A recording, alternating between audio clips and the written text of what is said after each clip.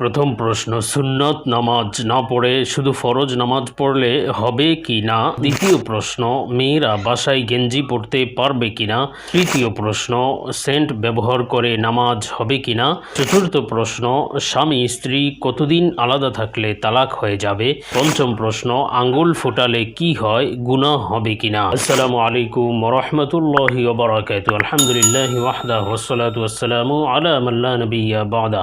প্রিয় দর্শক, অত্যন্ত গুরুত্বপূর্ণ অসংখ্য প্রশ্ন আপনারা করেছেন, সেখান থেকে নির্বাচিত 5টি প্রশ্নের জবাব নিয়ে এই ভিডিওতে বিস্তারিতভাবে প্রমাণসহ আলোচনা করবে ইনশাআল্লাহ। সুতরাং ভিডিওটি শেষ পর্যন্ত মনোযোগ সহকারে দেখবেন এবং আপনার প্রশ্ন থাকলে অবশ্যই কমেন্ট বক্সে লিখে রাখবেন, আমরা ভিডিওর মাধ্যমে জবাব দেব ইনশাআল্লাহ। তো প্রথমেই আমরা আলোচনা করে নেই যে আমরা এই সমস্ত মাসআলার সমাধান কোন কোন কিতাব থেকে দিয়েছি তথা আমাদের আলোচনার দলিল প্রমাণ কি, প্রামাণ্য গ্রন্থসমূহ কি কি। তো আমরা আলোচনা করেছি সুনানে আবু দাউদ কিতাবের হাদিস নম্বর 770 এবং জামে তিরমিজি কিতাবের হাদিস নম্বর 337 এবং সুনানে ইবনে মাজা কিতাবের হাদিস নম্বর 117 এবং সূরা নূরের আয়াত নম্বর 31 এবং সূরা আহজাবের আয়াত নম্বর 33 এবং সহিহ বুখারী হাদিস নম্বর 3343 এবং সুনানে এবং মুসান্নাফে আব্দুর রাজ্জাক কিতাবের হাদিস নম্বর 12594 এবং ফাতহুল বারি কিতাবের 9 নম্বর খণ্ডের 338 নম্বর পৃষ্ঠা এবং আহসানুল ফাতাওয়া কিতাবের 5 নম্বর খণ্ডের 373 নম্বর পৃষ্ঠা এবং সুনানে আবু দাউদের হাদিস নম্বর 562 এবং জামে তিরমিজি হাদিস নম্বর 386 এবং বাদায়ুস সানায়ে কিতাবের 1 নম্বর খণ্ডের 504 নম্বর পৃষ্ঠা এবং তাবিয়িনুল হাকাইক কিতাবের 1 নম্বর খণ্ডের 406 নম্বর পৃষ্ঠায় বিষয়গুলো আলোচনা করা হয়েছে। তো আমাদের কাছে প্রশ্ন ছিল যে আঙ্গুল ফোটালে কি হয়, গুনাহ হবে কিনা। দেখুন প্রিয় দর্শক, আঙ্গুল ফোটানোর দুটি অবস্থা, একটি হলো নামাজের মধ্যে আরেকটি হলো নামাজের বাহিরে। নামাজের মধ্যে আঙ্গুল ফোটানো মাকরুহ কাজ এবং এই কাজটি করা যাবে না, তাহলে রাসূল সাল্লাল্লাহু আলাইহি সাল্লাম নামাজ অবস্থায় আঙ্গুল ফুটাতে নিষেধ করেছেন, এমনকি এই কাজটাকে শয়তানের কাজ বলা হয়েছে।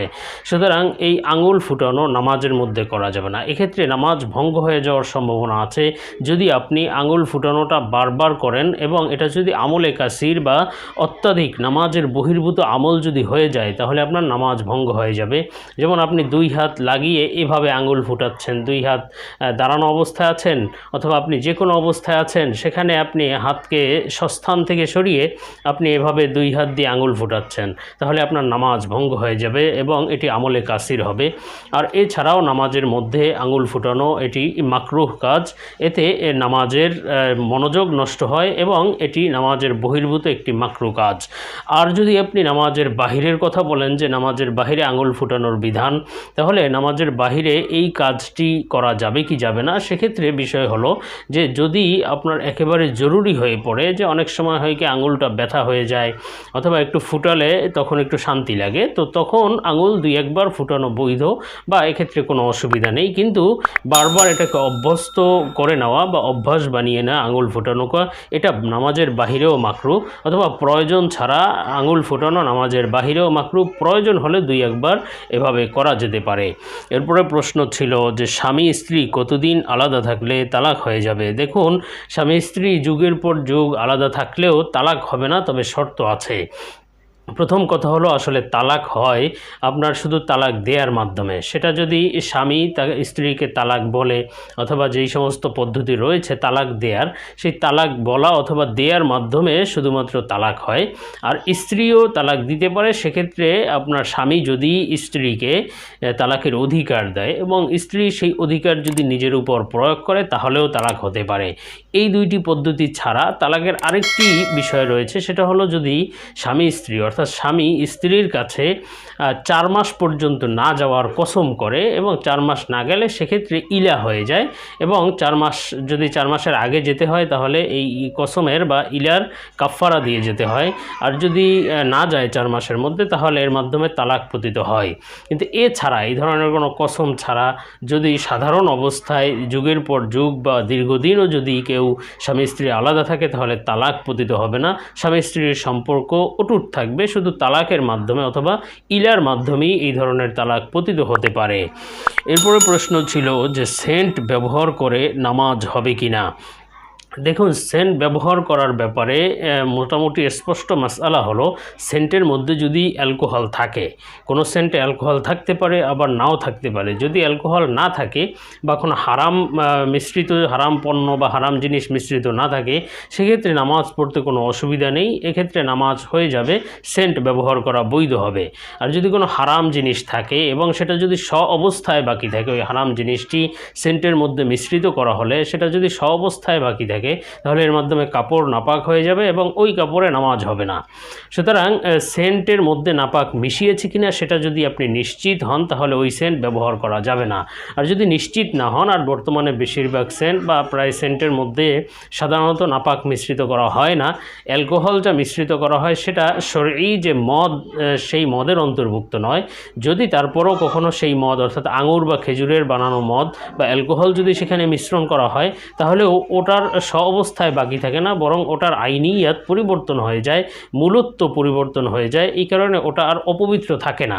সুতরাং সেন্ট ব্যবহার করে নামাজ পড়তে কোনো সমস্যা নেই। তারপরেও যেহেতু অ্যালকোহল মিশ্রণ করা হয়, আমরা তো পরিপূর্ণ জানি না যে কোন কোন অ্যালকোহল বা কী দিয়ে অ্যালকোহল বানিয়েছে। সুতরাং অ্যালকোহল মিশ্রিত কোনো সেন্ট ব্যবহার না করাই উচিত।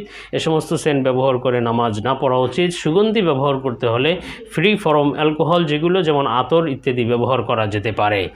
এরপরে প্রশ্ন করা হয়েছে যে মেয়েরা বাসায় গেঞ্জি পরতে পারবে কিনা। দেখুন প্রিয় দর্শক, মেয়েরা বাসায় গেঞ্জি পরতে পারবে কি পারবে না সেটা নির্ধারণ করে ওই বাসায় কে কে থাকে। যদি ওই যে মেয়ে গেঞ্জি পরতে চায় বাসায়, সে যদি এমন বাসায় থাকে যেখানে তার গাইরে মাহরামও বসবাস করে, সেক্ষেত্রে সে হাঁটাহাঁটি করলে বা চলাফেরার সময় যদি গাইরে মাহরামের নজর পড়ার সম্ভাবনা থাকে, তাহলে গেঞ্জি যদি এমন আঁটোসাঁটো হয় অথবা ছোটোখাটো হয় যার কারণে তার বিভিন্ন অঙ্গ প্রত্যঙ্গের অবস্থাটা ফুটে উঠবে, তাহলে এই ধরনের গেঞ্জি পরা জায়েজ নেই বাসায়, যদি গাইরে মাহরাম থাকে এবং তাদের নজরে পড়ার সম্ভাবনা থাকে।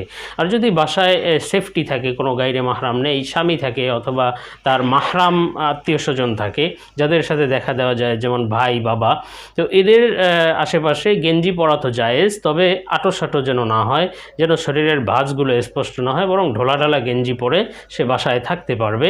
আর এই গেঞ্জির উপরে যদি সে হিজাব বা বোরকা নিকাব ইত্যাদি পরে, তাহলে কোনো অসুবিধা নেই, কেননা হিজাব দ্বারা তো গেঞ্জি ঢাকা থাকবে, সেক্ষেত্রে পড়তে পারবে, কোনো সমস্যা নেই।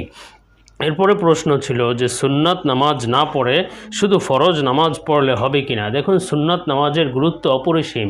রাসূল সাল্লাল্লাহু আলাইহি ওয়াসাল্লাম থেকে যেই সমস্ত সুন্নাতগুলো মুআক্কাদা হিসেবে বর্ণনা করা হয়েছে, যেমন ফজরে 2 রাকাত, জোহরে 6 রাকাত, আগে 2 রাকাত, 4 রাকাত, পরে 2 রাকাত, এবং মাগরিবের পরে 2 রাকাত, এবং এশার নামাজের পরে 2 রাকাত, এরপরে বেতের, এই নামাজগুলোর বেশ গুরুত্ব রয়েছে। সুতরাং এই নামাজগুলো কখনোই ছাড়বে না, অত্যন্ত প্রয়োজন বা অনেক বেশি প্রয়োজনীয় না হলে এই নামাজগুলো না ছাড়া চাই।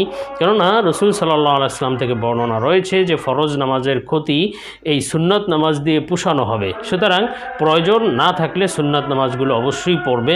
আর যদি একেবারে বেশি প্রয়োজন হয় যে ফরজ নামাজ পড়তেই তার কষ্ট হচ্ছে, সেক্ষেত্রে সে সুন্নাত সাময়িকভাবে 2-1 বার যদি ছাড়তে চায় ছাড়তে পারে, কিন্তু এটাকে অভ্যাস বানিয়ে না অবশ্যই গর্হিত কাজ। কেননা সুন্নাত নামাজ ছেড়ে দিলে সুন্নাতে মুআক্কাদা এটাও ধমকির কারণ হবে এবং এটাও শাস্তির কারণ হতে পারে। সুতরাং সুন্নাত নামাজ প্রয়োজন না থাকলে, অনেক বেশি প্রয়োজন না থাকলে ছাড়বে না, বরং পড়তে হবে। আর সুন্নাত নামাজ না পড়লেও তার ফরজ নামাজ হয়ে যাবে। এক্ষেত্রে সুন্নাত না পড়ার কারণে ফরজ নামাজ হবে না, বিষয়টি এমন নয়। প্রিয় দর্শক, আশা করি বিষয়গুলো বুঝতে পেরেছেন। আল্লাহ আমাদেরকে বুঝার এবং আমল করার তৌফিক দান করুন। আল্লাহুম্মা আমিন।